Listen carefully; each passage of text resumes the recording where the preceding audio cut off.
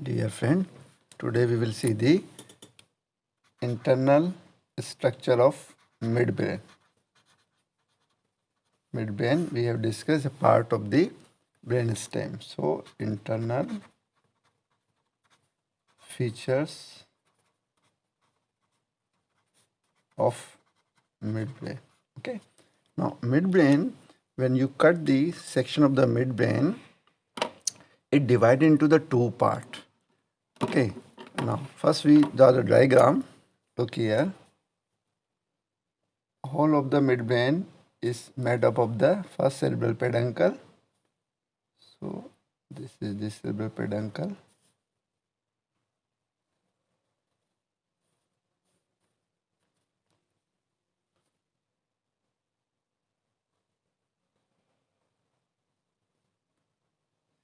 These are the cerebral peduncle.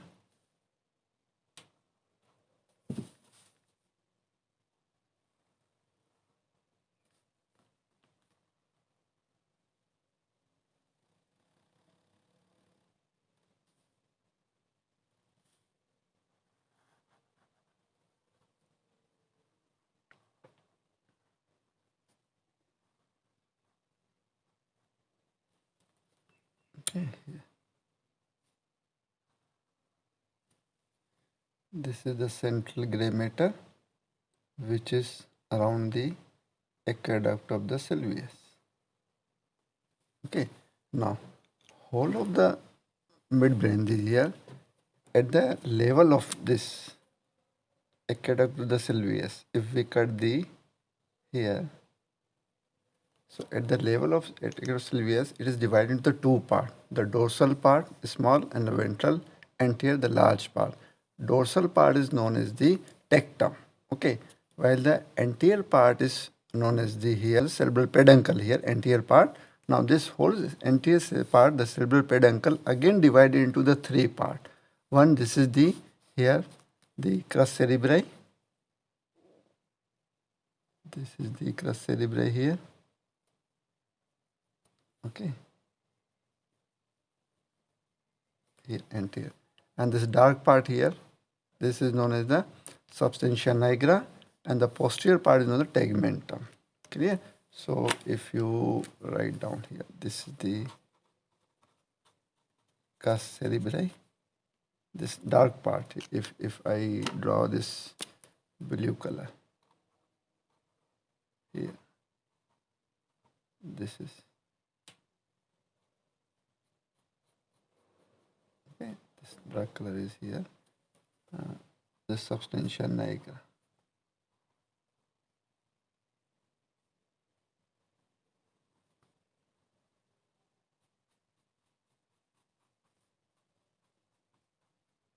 Okay, so this substantia nigra, and here this is substantia nigra, and the posterior part, this is the tegmentum. Okay, so the three part in the anterior side and one posterior, the tegmentum here. Now,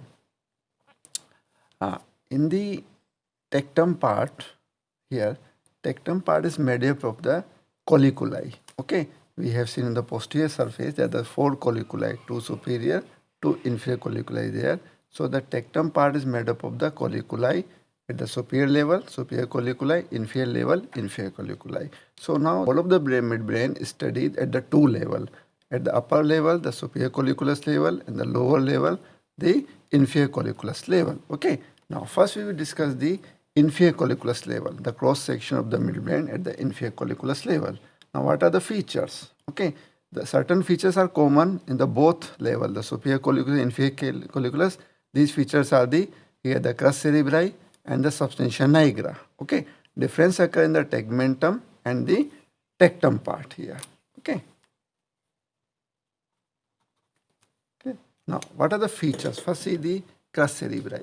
Crus cerebri here, these crus cerebri carry the fiber from the higher cortex towards the lower part, towards the pons and the medulla. These are the descending fiber, where the corticospinal fiber, frontopontine, frontoparietal, like this. So what's happened now? The arrangement of the fiber here. the medial 1/6. Okay, just here, if suppose it is divided into the medial 1/6, lateral 1/6, and the middle 2/3 part. Okay, here. So this whole crus cerebri divided into these three parts. Now the medial 1/6 part here carry the frontopontine fiber. Okay, while the lateral 1/6 part carry the temporopontine, occipitopontine, and the peritopontine fiber. Three types of the fiber in the lateral 1/6. While the middle 2/3 part carry the fiber of the corticospinal and the corticonuclear fiber. Okay, corticospinal, this is downward, corticonuclear fiber, which comes from the cortex and ends into the different cranial nerve nuclei.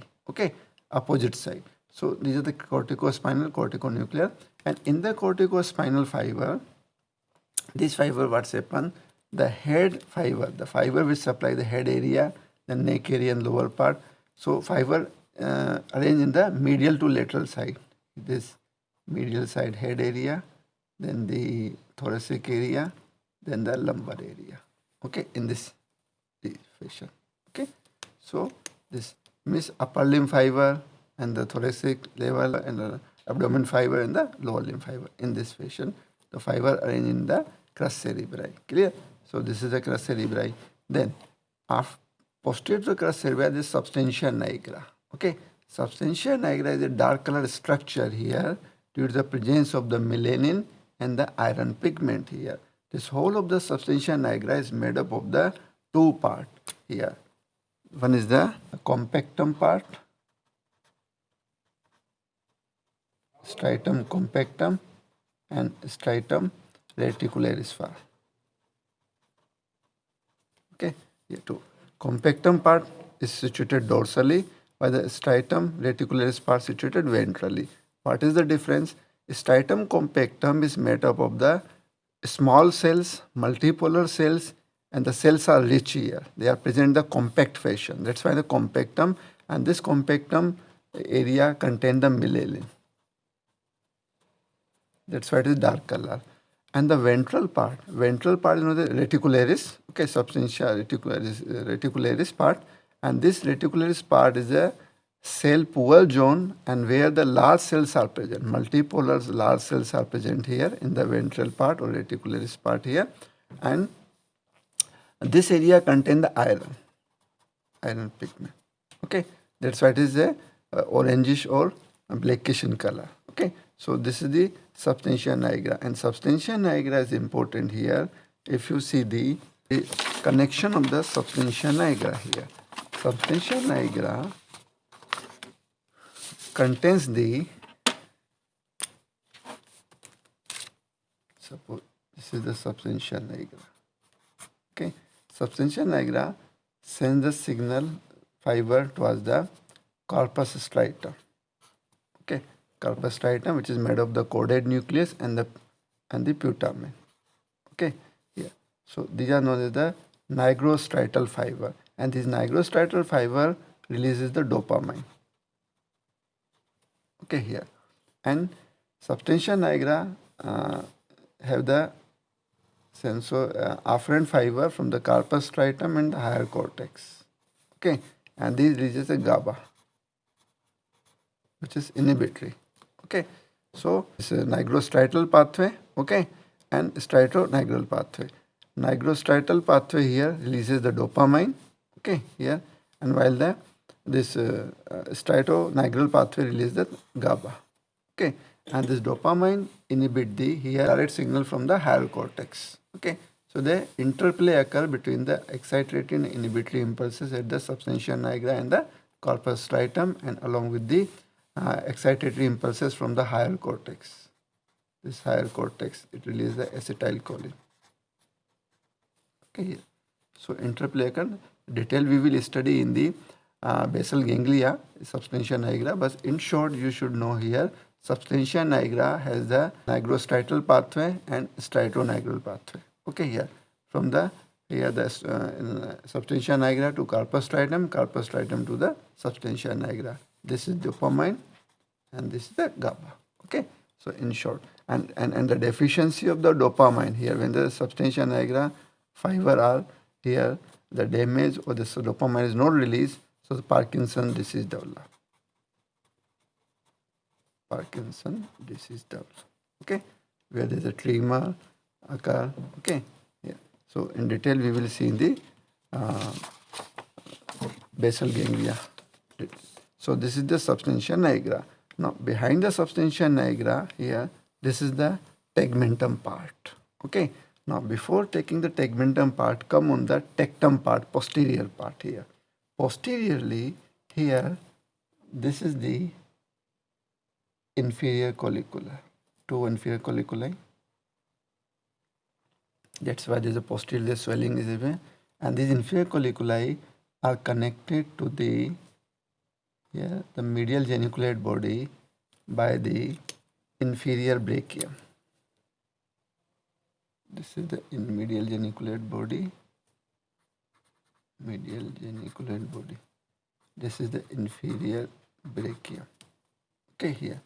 And this is the inferior colliculus. Okay, so here on the opposite side.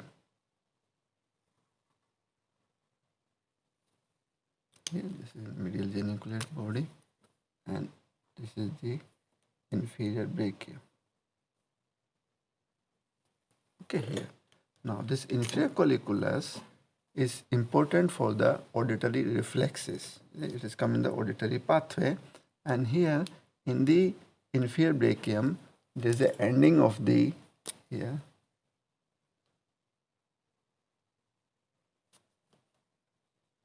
ending of the lateral lemniscus. Lateral lemniscus carry the auditory pathway from the cochlear nuclei and the trapezoid body nucleus, and ultimately end into the this inferior colliculus. From the inferior colliculus, fiber ascends upward, reaches to the medial geniculate body, and from the medial geniculate body, the fiber ends into the auditory cortex here. So this inferior colliculus is the important pathway of the auditory pathway. Now, what are the connection of the inferior colliculus? Look here. If we see the inferior colliculus here, suppose this is the inferior colliculus of one side and this inferior colliculus of the other side. Okay, here. Now, inferior colliculus receive the fiber from the cochlear nuclei, the dorsal and ventral cochlear nucleus. Dorsal cochlear nucleus, and this is the ventral cochlear nucleus. Okay. So this fiber passes through the trapezoid body, and from the trapezoid body here, fiber crosses and reaches towards the opposite colliculi. Okay, inferior colliculus here. So this is the trapezoid body. Here the crossing fiber. Okay, here ascends upward, and in between the trapezoid body and inferior colliculus, there sometimes there is a nucleus of the trapezoid body. So sometimes some fiber ends into the nucleus of the trapezoid body and then ends into the inferior colliculus here. From the inferior colliculus, fiber ascends upward and into the medial geniculate body. Okay, and from the medial geniculate body, fiber ends into the auditory cortex. Okay, so this is the pathway. Now from this one colliculus is connected to the opposite colliculus as well. Okay, here to and from mechanism, and also this colliculus, inferior colliculus, also connected to the superior colliculus. Okay, so this is the superior colliculus. Okay. Yeah. So now what's happened?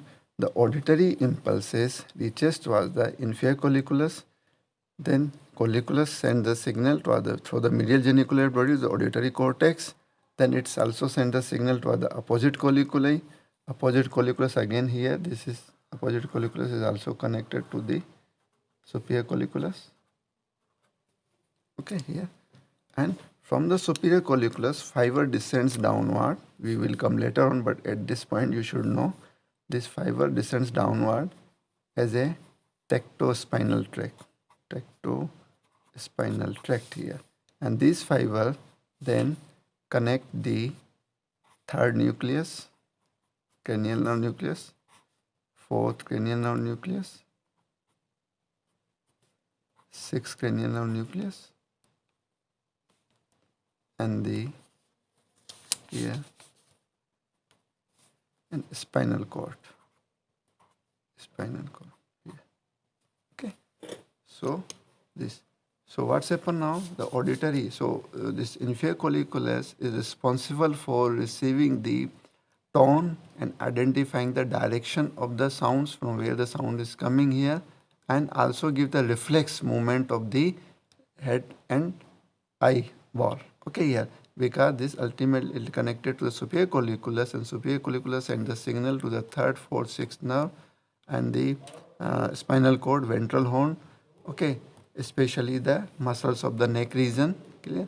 So when an auditory impulses come from the one direction, automatically our eyeball and the neck moves on that particular direction due to this pathway. Here, the inferior colliculus connected to the superior colliculus and then descends downward. Clear? It is seen here. This colliculi also sends the fiber here, also sends the fiber towards the cochlear nucleus for modifying the sound. Here, for modifying the sound. Efferent fiber. These are the efferent fiber. Okay. So efferent fiber sometimes here from colliculi enters into the cochlear nucleus. Okay. And this cochlear nucleus, these modify the impulses in the cochlear nucleus which is coming from this organ of corti here. Clear? So these are the efferent fiber also ends into the cochlear nuclei. Clear? So these are the connection of the inferior colliculus. So this is the inferior colliculus. This is the inferior colliculus, both inferior colliculus. Clear? So these are the connection of the inferior colliculus. Now come on the tegmentum part. What are the tegmentum part here? In the tegmentum part, on the especially in the gray matter here, in the gray matter on the ventral side of the gray matter, there is a nucleus present, the fourth nerve nucleus. Okay, the trochlear nerve nucleus present on the ventral side of the central gray matter, and from the this trochlear nerve nucleus, the trochlear nerve arises. But what happens is a special thing is noted here. This nerve, after arising, it reaches toward the dorsal part of the midbrain and it crosses in the midline here. Okay, like this. And midline and reaches toward the opposite side here to form the opposite nerve. Okay, so it means if the right nucleus give rise to the nerve, the trochlear nerve, so it reaches toward the left side. So it acts as it is known as the left trochlear nerve. And the right nucleus will give rise to the nerve component, the trochlear nerve. So it reaches toward the left side. Okay, left reaches toward the right side. So the opposite one. So if suppose nuclear damage occur here, okay, nuclear damage occur here, so the opposite nerve paralysis occur. Okay, while the trochlear nerve, right trochlear nerve damage, so that side of the this superior oblique is paralyzed. Clear? So this is the trochlear nerve. Clear? Now behind the trochlear nerve, there is another nucleus is present. There is a mesencephalic nucleus, which is in line with the mesencephalic nucleus of the pons. Okay, which is present in the pons here. We have seen in the pons. Okay, so this is the mesencephalic nucleus. This is the trochlear nucleus. This is the mesencephalic nucleus. Yeah. So mesencephalic nucleus is responsible for the receiving of the proprioceptive fiber from the muscles of the mastication as well as the facial muscle. Clear? Now after this come on the tegmentum part. In the tegmentum part, the important features are here. The three lemnisci present here in the curved fashion here. Here the larger one is, this is the medial lemniscus. Okay, behind the substantia nigra, and behind this medial lemniscus there is a trigeminal lemniscus, and behind the trigeminal lemniscus there is the spinal lemniscus. Okay, so the three lemnisci present here. Clear? And here the lateral lemniscus already enter into the inferior colliculus. Okay, so there are three lemnisci. This is the medial lemniscus, this is the trigeminal lemniscus, and this is the spinal lemniscus. Clear? So three lemnisci present in one line here. Clear? Then in the midline here, around the midline here, the other tracts are present here. These tracts are, this is the medial longitudinal fasciculus, okay, anterior to the medial longitudinal fasciculus, there is the tectospinal tract, which is started from the superior colliculus. We are studying here the inferior colliculus, so we will see definitely here the tract, tectospinal tract, and anterior to here there is the rubrospinal tract from the red nucleus. Again, the red nucleus is present on the superior colliculus level, we will see. So superior colliculus level, red nucleus give rise to the tract, the rubrospinal tract here. So these three tracts present in one line around the paramedian position. Anterior to the rubrospinal tract, there are the fiber decussation occur. These are the fiber of the here, the cerebral peduncle here. Okay, here. So these are the cerebellar peduncle here, fiber descends downward. Here is the superior cerebral peduncle fiber here. Superior cerebral peduncle, I told you the fiber from the superior cerebral peduncle start from the this midbrain and descends downward and enters into the cerebellum. So see, these are the superior cerebellar fiber. Superior cerebral peduncle fiber. Peduncle fibers. Okay, decussation of the fiber, crossing occur. Okay, so these are the things, and in between these paramedian tract and the lateral tract here, there is another tract present here in medial to the trigeminal lemniscus here. Here, this is the central tegmental tract here. Central tegmental tract here. Okay, and in between here, this is the here the reticular formation. Remaining tegmentum have the reticular formation here. Okay, reticular formation of the midbrain, and this reticular midbrain continue with the reticular formation of the pons. Clear? So these are the reticular formation. Now, so these are the structure which is seen cross section at the inferior colliculus level.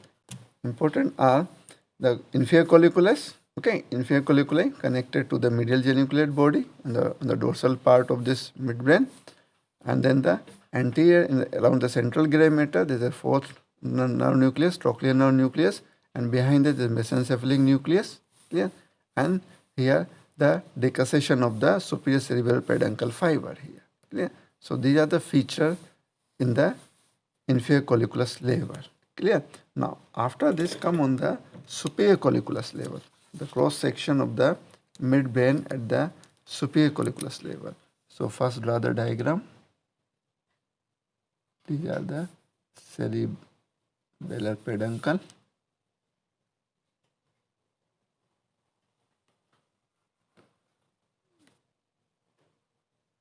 This is the substantia nigra and the crus cerebri.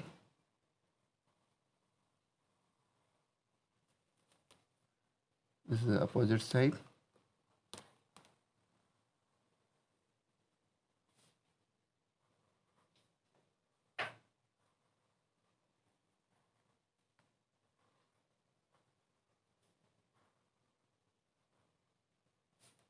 Okay. Here. This is the central gray area.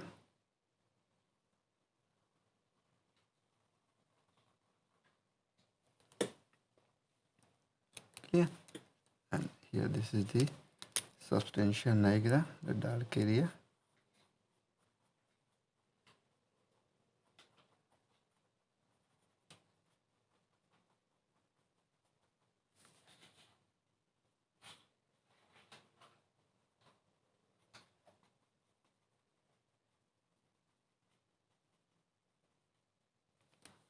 Okay, here.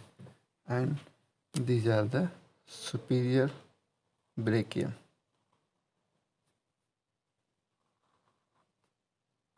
Superior brachium, and these are the lateral geniculate body.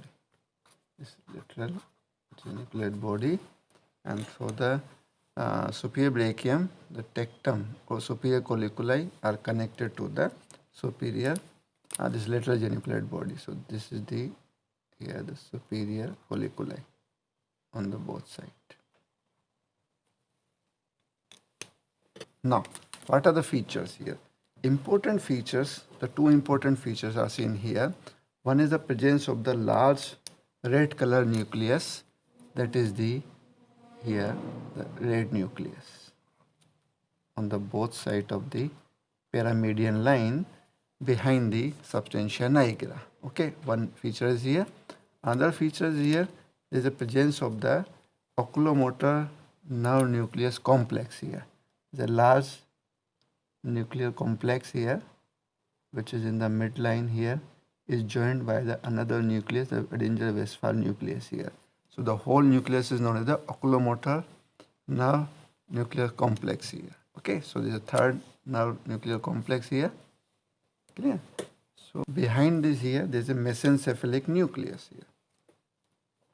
Behind the oculomotor nerve nucleus, this is the again the mesencephalic nucleus, which is in continuation of the mesencephalic nucleus, which is present at the lower level or the lower colliculus level.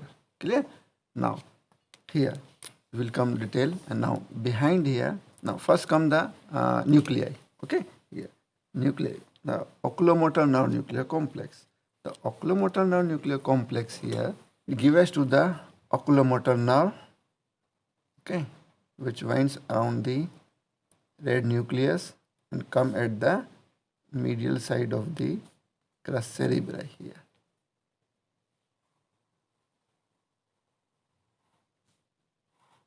Okay, here.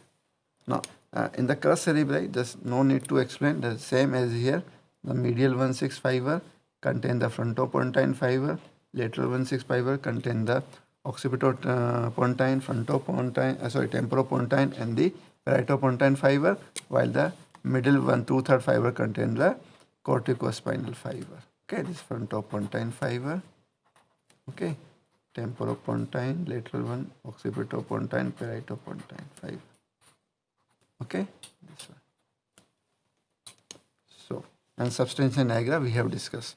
Now, oculomotor nerve nuclear complex gives rise to the third nerve, which comes from the medial side, and the both oculomotor nerve, which is present nucleus, which is present on the lateral side here, they are joined in the midline by the another nucleus, that is the Edinger-Westphal nucleus. So this is the third nerve nucleus. This one, Edinger-Westphal nucleus, and this Edinger-Westphal nucleus is the parasympathetic nucleus, which gives rise to the fiber to the ciliaris muscle and the dilator pupillae muscle here. This fiber passes through the oculomotor nerve. Clear? So this is the Edinger-Westphal nucleus and the third nerve nuclear complex. Behind this is the mesencephalic nucleus. Mesencephalic nucleus here. Clear? Okay. And here on the lateral side here. Okay. And in behind the substantia nigra, and again there are the tract present in the form of the a curved fashion, the medial lemniscus. Okay, here, and the trigeminal lemniscus and the spinal lemniscus. Okay, so these are the tract, medial lemniscus. This is the trigeminal lemniscus. This is the spinal lemniscus. Okay, medial lemniscus, trigeminal lemniscus, and the spinal lemniscus. Okay, now behind the spinal lemniscus and in front of the or ventral to the here the superior colliculus, another nucleus present, important here. This is the pretectal nucleus. Okay, this is very important nucleus, a pretectal nucleus. And this pretectal nucleus is responsible for the light reflex. Okay, here direct as well as the conjugate light reflex here. What's happened here? This pretectal nucleus here, the fiber from the optic tract. Okay, here fiber from the optic tract here, which passes through the lateral geniculate body, and then through superior brachium it enters into the here the pretectal nucleus here on the one side, and this pretectal nucleus sends the fiber towards the oculomotor nucleus complex of the one side and also the opposite side.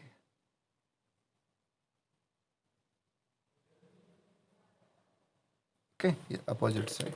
So the sensory fiber, the visual fiber which comes from the pretectal nucleus and from the pretectal nucleus passes towards the both side of the oculomotor nerve nucleus complex. So what's happened when the light throws on the one eye, the signal passes to the pretectal nucleus of one side, and this pretectal nucleus of the one side fibers in the both side of the oculomotor nerve and the Edinger Westphal nucleus. So what happens? The light reflex occur.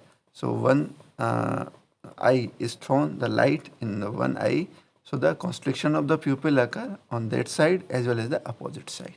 Clear? So this is the pupillary light reflex occur. Clear? Now here there is a decussation occur, fiber of the colliculus, superior colliculus fiber decussation occur here. Okay, to form the tectospinal tract here. Clear? So there is a no specific tectospinal tract here, but here at this level the tectospinal tract start to form here. Okay, here. So these decussating fiber are known as the dorsal tegmental decussation. It's represent the dorsal side. Dorsal tegmental decussation. Okay, which form the tectospine. These are the fiber of the superior colliculi. Okay, here. Now, same thing anteriorly here. Anteriorly, they are the fiber of the red nucleus they crosses on the opposite side. Okay, here. And to form the here the rubrospinal tract here. Okay, and this decussation is known as the ventral tegmental decussation. Okay, is a ventral tegmental decussation of the rubrospinal fiber here. Clear? Then on posterior side here, posterior side of the tegmental decussation is the here pink color here. This is the medial longitudinal fasciculus. Okay, behind, and on the lateral side here, again pink color here. Here, this is the central tegmental tract. Okay, this is the central tegmental tract, and this is the medial longitudinal fasciculus. Clear? So these are the features which is seen here at the superior colliculus level. Important is here the pretectal nucleus. This is the pretectal nucleus which is responsible for the light reflex. So these are the features. Now at this point we should know the two things, the red nucleus and the superior colliculus. Superior colliculus, what are the connections of the superior colliculus? What are the connections of the red nucleus? Okay, now come the connection here. Connection of the red nucleus. First come on the red nucleus here. Red nucleus here it is present. Suppose this is the midline. Red nucleus here, this is the cerebral cortex. Okay, here this is the thalamus. This is the lentiform nucleus and the globus pallidus here, and here are the substantia nigra, and these are the two another nuclei, the subthalamic nucleus, superior colliculus. Okay, here. This is the cerebellum. This is the thalamus. This is the cortex. Okay. Substantia nigra. Subthalamic nuclei. This is the superior colliculus. Clear? And inferior olivary nucleus. Clear? Now, what are the afferent fiber? Afferent fiber to the red nucleus come from the higher cortex. When the higher cortex sends signal to the pyramidal tract, it also sends the signal towards the red nucleus. Okay, so fiber passes through here the red nucleus and also come from the here from the globus pallidus and from the thalamus. Okay, here. So these are the afferent fiber. So afferent fiber also come from the cerebellum, by the cerebello-rubral fiber. Okay, especially the dentate nucleus and the emboliform and the globus nucleus. Okay, so this is a cerebello-rubral fiber. These are the cortico-rubral fiber. Okay, here. So this fiber goes to the red nucleus, and from the red nucleus, fiber crosses towards the opposite side as a rubrospinal tract. Rubrospinal tract. Okay, here. And this rubrospinal tract fiber also gives rise to the fiber third nerve, fourth nerve nucleus, sixth nerve nucleus, as well as the 12th cranial nerve nucleus, hypoglossal nerve nucleus. So these are the rubrobulbar fiber. Okay, rubrobulbar fiber these are. And these are the rubrospinal tract fiber. This is the reticular formation here. This fiber also passes for the reticular formation, rubroreticular tract and the rubro-olivary tract here. Here, substantia nigra also sends the fiber towards the red nucleus. Clear? So many connections. So red nucleus, what's happened? It is connected through the cerebellum. So cerebello-rubro-thalamic pathway here and cortico-rubro-spinal pathway. Cortico-rubro to spinal. So this fiber, this pathway acts as an extrapyramidal system here. Ultimately, it acts over the ventral nucleus of the spinal cord. Okay, here, cord. So this acts as a here. So afferent fiber come from the cortex, the thalamus and the lentiform nucleus here, and from the cerebellum.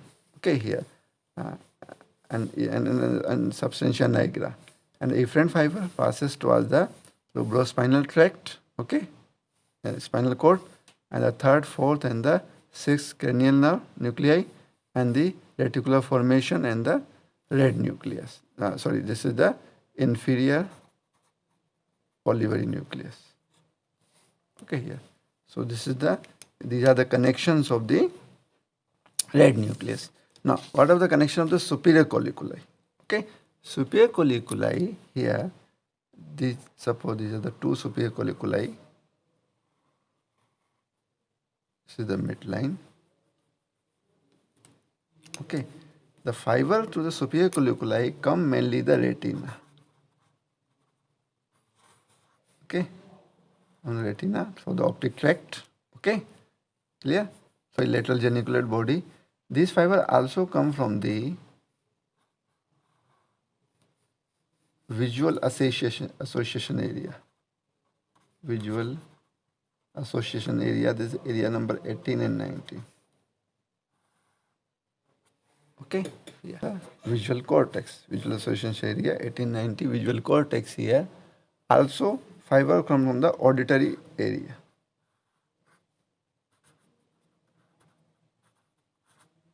Auditory cortex. Okay, so afferent to the superior colliculi, and also here also these are the inferior colliculi. Okay, inferior colliculi also send the fiber to the superior colliculi, and superior colliculi also sends fiber to each other.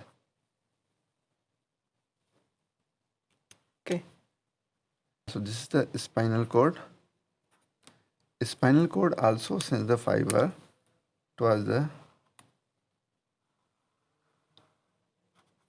spinotectal tract.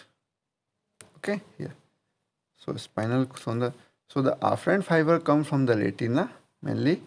Also the visual cortex here, visual association area here, area number 18 and 19, and auditory cortex from the inferior colliculi, opposite superior colliculi, and the spinal cord. So these are the afferent signal reaches towards the superior colliculus, and superior colliculus ultimately sends the signal towards the here opposite half of the spinal cord here, along with these also send the fiber towards the third nerve nucleus, fourth nerve nucleus, sixth nerve nucleus, okay, and the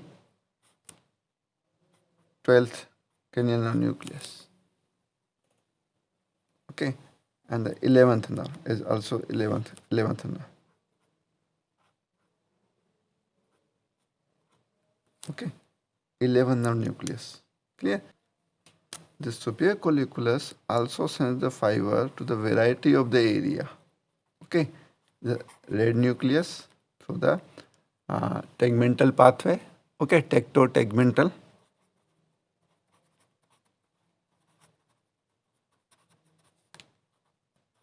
Tract also send the fiber to our pontine nuclei, also send the fiber towards the medial accessory olivary nucleus in the form the tecto-olivary nucleus or olivary pathway, tecto-olivary pathway, okay. So these are the efferent. So mainly efferent passes for the spinal cord, and so the spinal, when it reaches to the spinal cord, along with it also give the fiber towards the third nerve nucleus, fourth nerve nucleus, sixth nerve nucleus, 11th and the 12th cranial nucleus. Okay, so these are. So this superior colliculus is responsible for the visual reflex. Okay, visual reflex. Visual reflex means whenever something come in front of our eye, okay, sudden object come in front of our eye, so what's happen, our eye rotates on that particular direction, along with the our neck also rotate in particular direction here. So this is the visual reflex, okay. The visual reflex is the head and the neck moves in direction of the any object here, clear? So these are the relation of the superior colliculi here. Now come on the applied aspect of the midbrain. Okay, applied aspect of the midbrain are there, the certain syndromes are there. These are the first is the Weber syndrome here.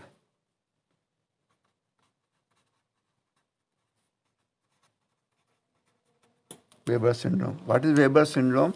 It will be clear from this here. Okay, here Weber syndrome is here when this area, okay, area of the crus cerebri anterior part here affected here, along with the oculomotor nerve. Okay, here when the paramedian arteries are thrombosed, so crus cerebri anterior side affected here, okay, along with the emergence of the oculomotor nerve. So what's happened? The oculomotor nerve palsy occur of the same side, while the hemiplegia occur of the opposite side. Clear? So this is known as the crossed oculomotor palsy. Weber syndrome is known as crossed oculomotor hemiplegia. Okay, where the oculomotor nerve of the same side and the hemiplegia of the opposite side occur. So this is the Weber syndrome. Now next syndrome is the Benedict syndrome. What is the Benedict syndrome?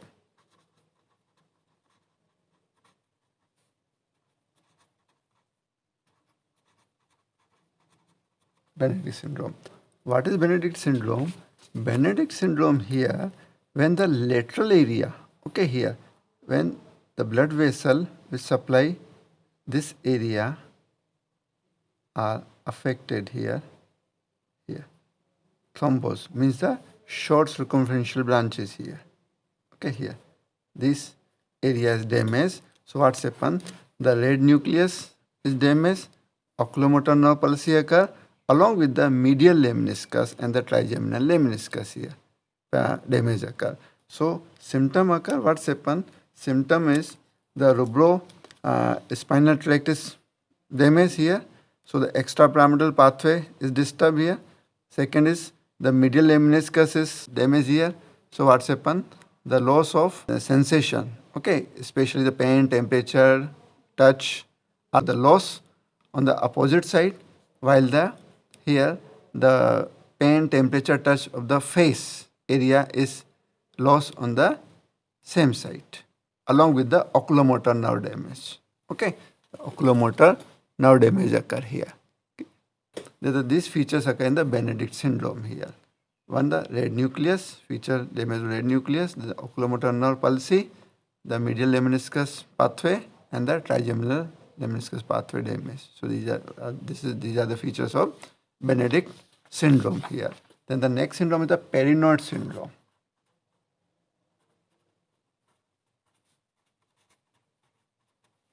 Okay, this is the Perinoid syndrome. What is Perinoid syndrome? Perinoid syndrome is here. This oculomotor nerve here, they cross to each other. Okay, and the inferior colliculi, they are connected to each other through the posterior commissure here. Okay, these fiber passes this fiber from the one inferior colliculus and to the other passes to the posterior commissure. So the lower end of the pineal gland here. When this area, any pinealoma or any tumor of the pineal gland, when compresses these posterior commissure fiber, so what's happened? These fiber are damaged or the trochlear nerve is damaged. So what's happened? Trochlear nerve supplies the superior oblique muscle, which is responsible for the inferior movement of the eyeball. Clear? So there's a gaze, the superior oblique muscle is paralyzed. What's happened? So upward gaze palsy occur. Okay. So eyeball move upward, not the downward. Okay, because superior oblique muscle move the eyeball downward. So superior upward gaze palsy occur.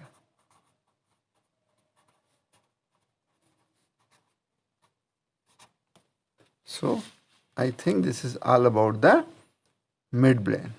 Clear? Thank you.